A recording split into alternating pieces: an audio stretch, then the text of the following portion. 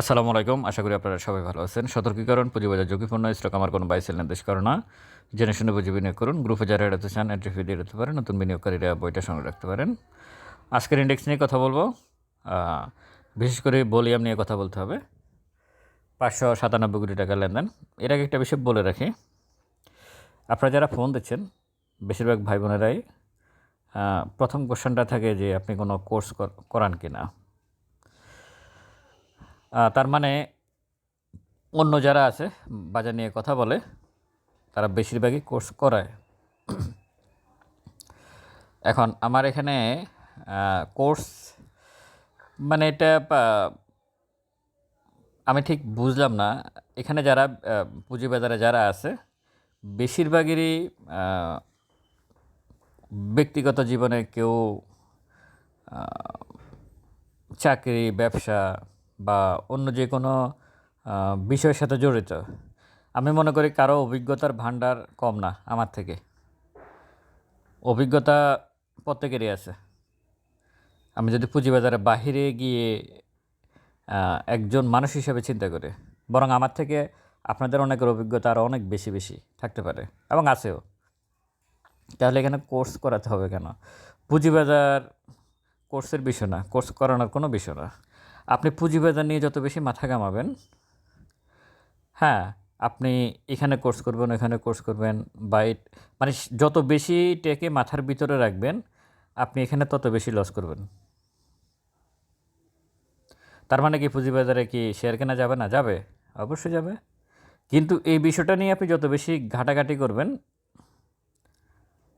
তত বেশি আপনি মানে শুধু বাংলাদেশের না, যে কোনো যে কোনো মার্কেট নিয়ে আপনি যত বেশি মানে বিশেষ করে আমাদের ট্রেডিশনাল ব্যবসার বাহিরে আমরা এই যে অনলাইন যে বিজনেসগুলো আছে, পুঁজিবাজার তো পুরোটা অনলাইন বেসিস, তাই না? তো এই ধরনের ব্যবসাতে আপনি যত বেশি আসলে মাথা ঘামাবেন তত বেশি লস করবেন। তো আমার কথা হচ্ছে কোর্স নয়। হ্যাঁ, আপনি 5 দিন, 7 দিন, 10 দিনের একটা কোর্স করলেন, করে আপনি কিছুই বুঝবেন না। আপনি যা বুঝবেন পরের দিন গিয়ে আপনি তার উল্টাটাই প্রয়োগ করবেন মার্কেটে। এখানে লম্বা একটা সময় দিয়ে ধৈর্যের পরীক্ষা দেওয়াটা হচ্ছে পুঁজিবাজারে কোর্স বলতে আমি বুঝি আপনার ধৈর্য কতটুকু আছে, এটাই গুরুত্বপূর্ণ বিষয়। আপনি ক্যান্ডেল, হিস্টোগ্রামের বার, এমএসিডি একটা স্টকের, হ্যাঁ, স্মার্ট মানি, এসএমসি, এই বিষয়গুলো আপনি যতটুকুই দেখেন না কেন, স্মার্ট মানি কী, এটা কি কেউ কি বলতে পারবে? আমি মনে করি আপনারা যাদের কাছে কোর্স করছেন বা করবেন বা অতীতে করছেন, আপনারা তাদের গ্রুপে 1-2 বার থাকেন, দেখেন তারা যে স্টকগুলো দেয় সেগুলো থেকে কী ধরনের আপনারা প্রফিট গেইন করতে পারেন, কটা থেকে লস করেন এবং কটা থেকে প্রফিট করেন। আমি তো কিছু জানি। তো ব্যাপারটা এটা নয়, ব্যাপারটা হচ্ছে লম্বা একটা সময় ধরে আপনি কী বুঝতেছেন মার্কেট সম্পর্কে, এটাই গুরুত্বপূর্ণ বিষয়।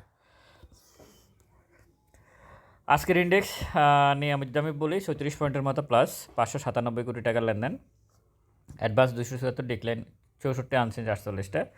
মিনিট চার্ট আমি অন্য দিনের মতো যা আছে তাই, এটা নিয়ে বলার তেমন কিছু নাই।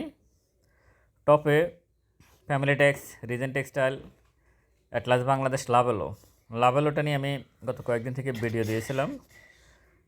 আজকে হোল্ড করলো সেটা, তবে হোল্ড করলে কী হবে, অস্বাভাবিক ভলিউম করে ফেলছে। এখন কথা হচ্ছে কি, দেখেন লাভেলো লম্বা একটা সময় ধরে কিন্তু বসে আছে চুপচাপ, সেই কবে থেকে। আমি যদি এখানে কাটসা ধরে 2025 সালের নভেম্বর, হ্যাঁ, ডিসেম্বর, জানুয়ারি, ফেব্রুয়ারি, মার্চ, এপ্রিল, 5 মাসে গিয়ে এখন আজকে সে 10% বাড়ছে। হ্যাঁ, 5 মাস পরে গিয়ে বেশিরভাগ শেয়ারে এমনই। এখন আপনাদের হয়তো আবার ধারণা থাকতে পারে যে লাভেল ফ্যামিলি ট্যাক্স তো প্রায় সময় বাড়ে, আমরা টপে দেখি, তাহলে এটা মনে হয় খুবই ভালো একটা জায়গায় আছে। হ্যাঁ, না, ভালো জায়গায় নাই। যার কাছে আছে এই যন্ত্রণা, যার কাছে আছে সে বুঝতে পারতেছে যে আসলে জ্বালাটা কি। এই দেখেন এখানে এই যে ভলিউমগুলা হয়ে আছে, এই নিউট্রাল এই ভলিউমগুলো, এই যে এখান থেকে এদিক দিয়ে যখন পড়ছে, এখান থেকে যখন পড়ছিল এদিক থেকে এখানে, বড় বিনিয়োগকারীরা এই শেয়ারগুলোকে, এই ফ্যামিলি ট্যাক্সের শেয়ারগুলোকে তারা কালেকশন করে নিয়ে গেছে। নিয়ে যাওয়ার পরে এখন তারা প্রাইস আপ করতেছে। আপনি এই ফ্যামিলি ট্যাক্সই দেখা গেছে আপনি 20-30% লসে সেলতেছেন। হ্যাঁ, দিয়ে এখন আবার এন্ট্রি নিয়ে 20-30% হয়তো প্রফিট করছেন, সমান সমান আমি যদি হিসেবও করি, কিন্তু মধ্যখান দিয়ে আপনার 2 থেকে 2.5 বছর সময় নিয়ে গেছে, অবশ্যই নিয়ে গেছে। এই ধরনের স্টকে এটা তো আপনার সাথে বা আমার সাথে চুক্তি নাই যে ফ্যামিলি ট্যাক্স সত্যিকার অর্থে এখান থেকে এখানে বাড়বে।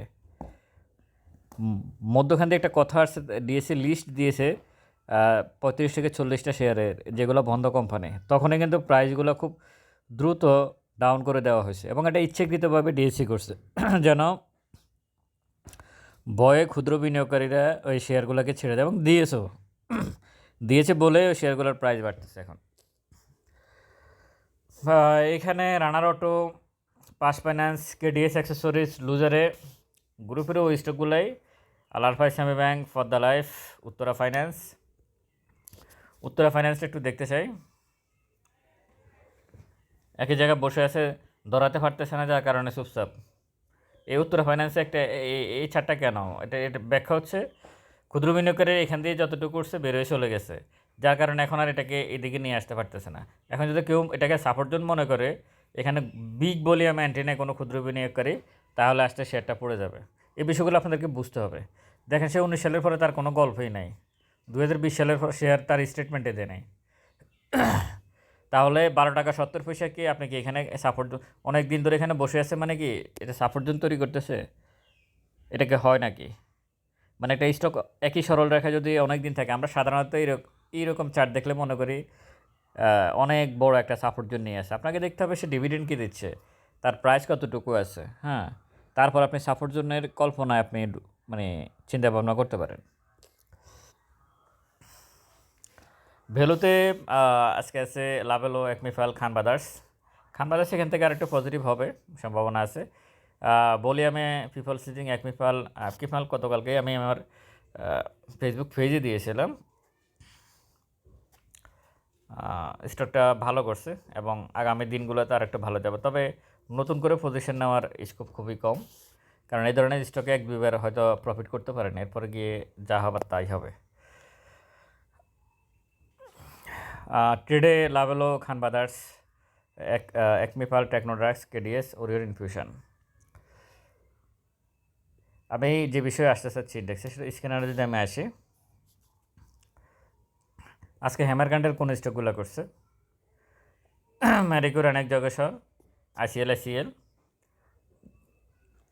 ইসলামিক কমার্শিয়াল ইন্স্যুরেন্স,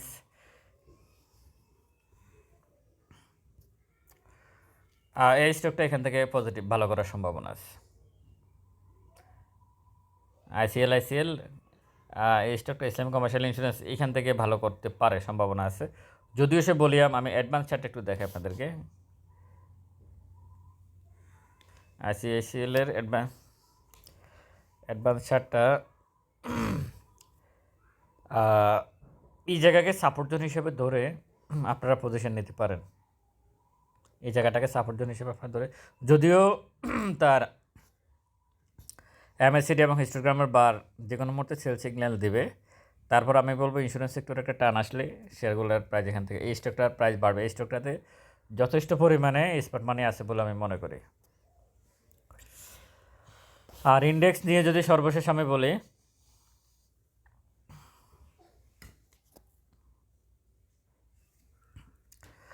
অনেক জোর করে ইন্ডেক্স পজিটিভ হলো, ভলিউমটা ভালো, গতকালকের তুলনায় ভালো করছে, এটা ভালো দিক, এটা অবশ্যই ভালো দিক।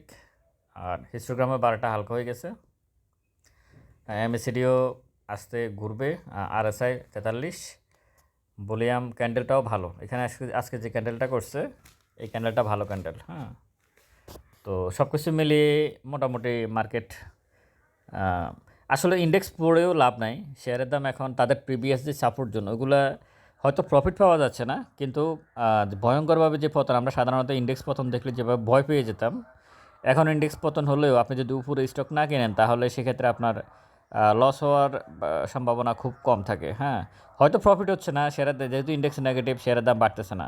আর ভলিউম নিয়ে আমি যেটা বলবো, ভলিউমটা স্টক, এমন কিছু স্টক পড়ে আছে চুপচাপ, ভলিউম করতেছে না, শুধুমাত্র ভলিউমের অভাবে ওই শেয়ারগুলোর প্রাইস আপ হচ্ছে না, কিন্তু সে পড়তে হচ্ছে না।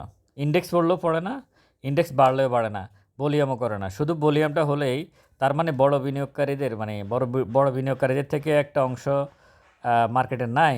এটা বাস্তবতা। এখন এটা কি রাশেদ মাকসুদ সাহেবের কারণে নাই? না অন্য কোনো কারণে নাই সেটা অন্য বিষয়। তবে নাই। এটা হচ্ছে বাস্তবতা।